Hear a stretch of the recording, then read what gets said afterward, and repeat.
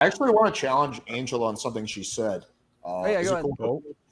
Shoot I don't. out? I think Shoot it out, Alex. I Do think it. you probably. I don't think it'll be necessary. It depends on her answer. I think you probably misspoke when you said dark tribe traits. But what did you mean by that? So when I said generally, I think that when women look for men as far as like a leadership role, it could go really far left or really far right. So I generally would say looking at someone to lead a relationship, it could go kind of south, and that's why like I kind of push against women going dating men that are too far off the spectrum as far as like an age gap. If there's like a 20-year, 30-year age gap, I don't understand the success in that relationship But because you said women are looking for older men because they have dark tribe traits. well, not because they are looking for that. They just happen to exhibit it, and it mask off this idea that he's masculine and that he's a man, that he can be competent. And I think that it's a gray area that you probably can't define as a woman, especially if you lack the masculinity in your life to define like what is healthy and what isn't. That's why I say that. Do you think older men are more likely to be dark tribe than younger men? Yeah. What is that claim based on?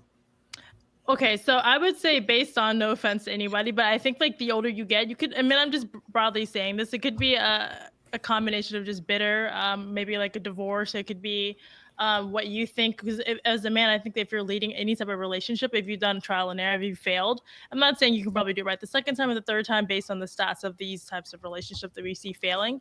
And I would say it could easily turn into a dark trait that you could exhibit as a man.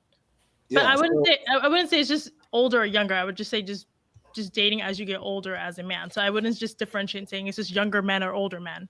Okay, because I was confused by your explanation. For anyone who's not familiar, dark tribe is narcissism, Machiavellianism, and psychopathy. These are things that you're generally born with. They can develop. I don't think there's any correlation between age and dark tribe traits. If you can show me evidence of the contrary, I'd be willing to change my position. But I've not seen any evidence that older guys are more likely to be narcissistic or psychopaths.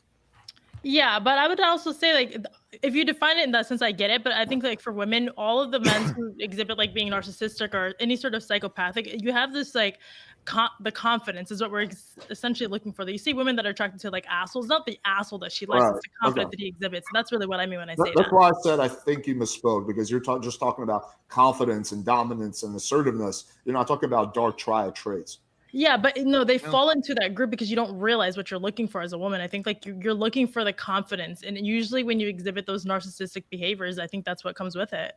They're sheep and they're wolves. But the question was initially, why are women attracted to older men? So if your statement is to be true, then that would assume there's a lot more dark triad older men than there are younger men, right? Because it wasn't why women are attracted to men. Why are women specifically drawn to older men? Okay, maybe I probably didn't. Yeah, I'm probably wrong on that then. I'll take that.